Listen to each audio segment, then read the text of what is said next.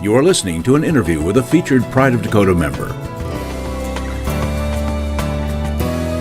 Hi, this is Sarah Kausch, and today Scott Wild and I are sitting down with Kara Gittinger with KLG Designs. Welcome, Kara and Scott. Oh, thank you. So, Kara, this is your second time with us. It is. You want to refresh the listeners' memories about what you do, what your products my are? My business is KLG Designs. I'm a self-taught metalsmith artist. Do a lot of different types of jewelry, bracelets, necklaces, earrings, that kind of thing. I start out with sheets of metal. Most of the metals that I use are fine and sterling silver, copper, brass, and bronze. Mm-hmm. So, you have a kind of a background, aren't you? An engineer? I am. Yeah. My background, actually, I went to school to be an electrical engineer, and my husband and I both lived out of state for 10 years, and then moved back, and I became a stay-at-home mom, and I quickly found that I needed a hobby, and so I self-taught myself how to do metalsmithing. I was just going to say, though, as a hobby, most people pick up quilting, or they pick up needlepoint, or they pick up, like other crafts, but you decide, I'm going to cut metal. Yeah, it actually, when I first started looking for something, I'm a farm girl, and so I have always had a love of nature and leaves and flowers and things like that. So I actually started where I would collect all these leaves and flowers and dry them and put them between glass, kind of like a stained glass technique where I would solder the pieces and kind of preserve them that way. And then as an electrical engineer, I always would play around with copper. And so copper, I don't know, it just has that warm, earthy kind of tone to it. And so I started trying to figure out ways that I could incorporate copper into those pieces.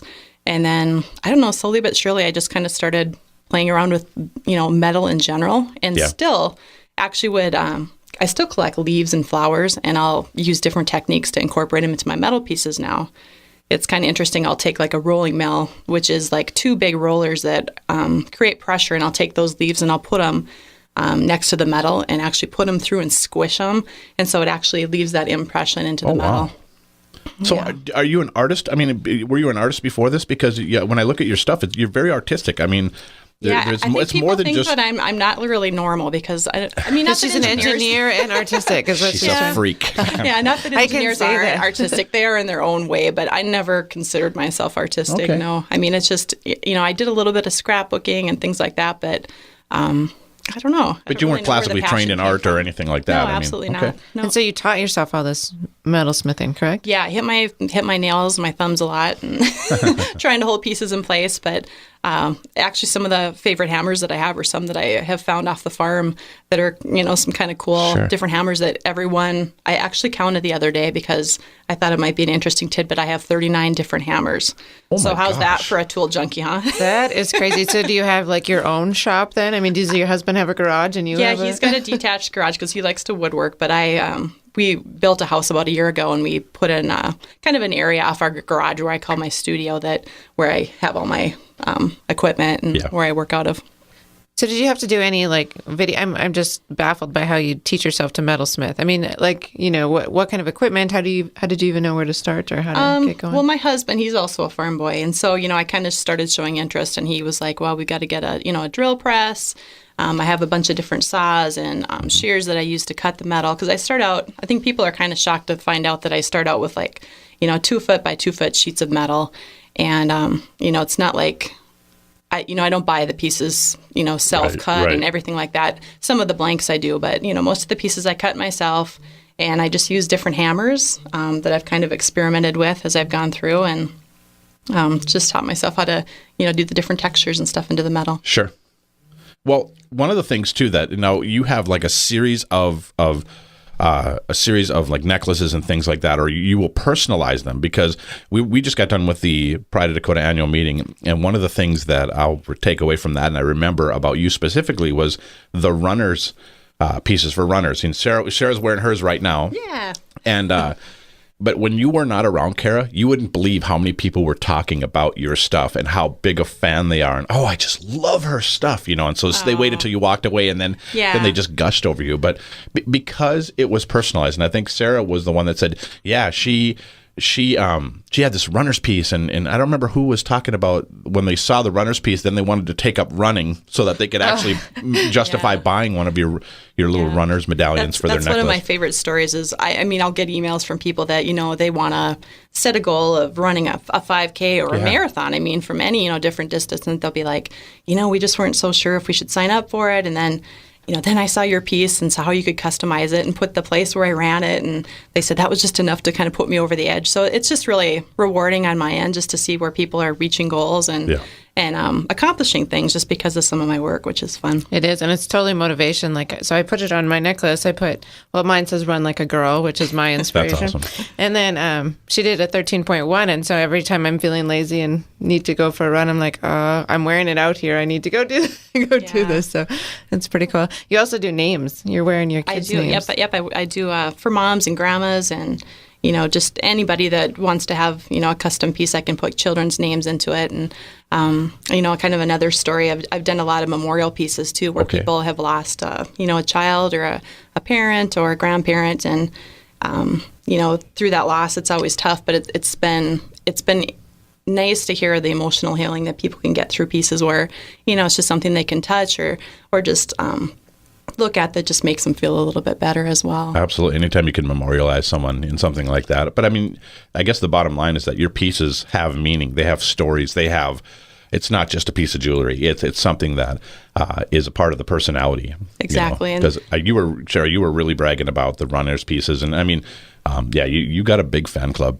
Yeah, absolutely. And you're starting to get more into stores. Is that correct? I am. Yep. I've added a couple stores this year. With the flood in Minot, we had one that closed, but I was able to add on a Home Sweet Home in Minot. I also sell through the Minot CVB, which is the Scandinavian Center on Broadway. And then here in town, I sell at Urban Girl in downtown. And then we're adding the Lewis and Clark Interpretive Center in Mandan, as well as a couple others that I'm kind of in the works with. Excellent. To work out the details. So how did you decide to make that leap? I think the last time we talked, I don't know that you were working with retail stores yet. And what kind of pieces are you providing to them? For them, I don't do so much of the custom pieces still come directly through me. People can order those through me. But, there's a lot of different interesting pieces that I can make by, adding texture and do some of the running pieces. Like I've started doing a new one that's like Live, Laugh, Run that people can buy, that are, I wouldn't say a generic piece, but they're all still one of a kind and handmade each one, but something that stores can sell that, are just in different earrings and things like that. Boy, Linda with Home Sweet Home, she was in a couple weeks ago, and she was sure excited. That was her big announcement, that she was carrying your jewelry. So it was really fun because I actually had asked some people up in that area in Minot if, what kind of stores would be a good place since we had one that had closed because of the flooding. And so many people told us Home Sweet Home. So I said, well, okay. And so I contacted Linda, and she was like, I have just meaning to contact you. And so it was nice. It just all was kind of meant to be. And she'd had some people that came in looking for my pieces. And so, yeah, I'm excited for that. So what do? You have earrings and necklaces and idea bracelets. I mean, what are all the styles of work that you do? There's lots of different ones. And is it just jewelry, or is it? Do you do pieces for the wall pieces or anything like that? I've started dabbling a little bit more for myself and for a few friends and doing some wall art. But mainly at this point, it's been jewelry that I've done. Yeah, like you said, bracelets. The same thing. I can customize bracelets as well as necklaces, earrings. I do a lot just with the different mixed metals as well as sterling and fine silver and. Outstanding. So, yeah, a lot of different pieces. We should point out that Kara's, you get a lot of your orders off of social media, correct? I do. That's what I'm not Facebook, really that great at marketing myself. I'm kind of a little bit shy, and so Facebook has been a great way for me to be able to market myself and get the word out there. I'll post pieces, and that's primarily where, if you want to look at my work, I have a website, which is www.klgdesigns.com. But there's a link on there to Facebook, and that's where people go out and they can see all the different types of custom pieces that I've made for people. And people will tag themselves in photos, and so then their friends see it, or if they comment on a piece. And so Facebook's been amazing. In fact, you posted a picture of a bracelet on there, and I think I was like the 30th comment or something, and I ordered it actually on Facebook. Wow. And the comments just poured in. I think you said, this is a new bracelet I'm working on.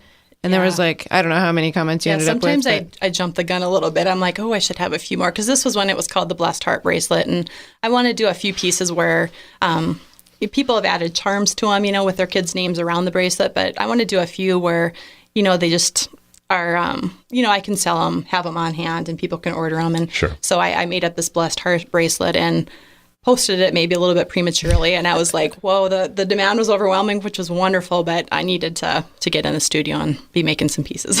So every single one of these is handmade. I mean, you do not have like a press or you don't have a manufacturing system that you just crank these things out. I mean, they're all not really. Some of the hearts and some of those pieces you can buy. I buy as blanks because it's just for me to take a jeweler saw and to cut each individual piece just isn't practical. And then I use, torches to solder the pieces together. This one that I'm talking about in particular, I hand hammer it, and then I solder two pieces together with a torch. And then, there's a bunch of different polishing and tumbling techniques that go together. But like even the circular pieces, I actually have the sheets of metal that I have a disc cutter that I put in, insert, and use a hammer and hit it, and it creates a circular piece. And I would call that handmade. I would think so too. Yes, very much. I think it's so ironic that she says that she's not very good at marketing, yet she's got this like cult of like huge fans that when she leaves the room, they just gush over her. Or she posts one thing on Facebook and she's getting I would say you're excellent at marketing, and because you have created a product that people are addicted to and they are raving fans of.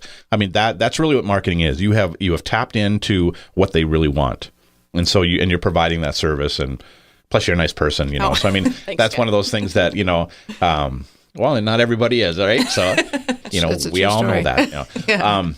But it's one of those things where you really have built a business that has a great reputation, and that is marketing. I mean, every time you interact with another human being in business, that is marketing. People think that it's got to be an ad, it's got to be Facebook ad. It doesn't. And what you have going for you is that you are a nice person. So when people buy jewelry from you, they're like, "Oh, she's got amazing jewelry. Plus, she's this great person. So you should go buy some stuff." Exactly. From her. So the word of mouth really well spreads. You guys are too much. You're making me blush. Oh, good.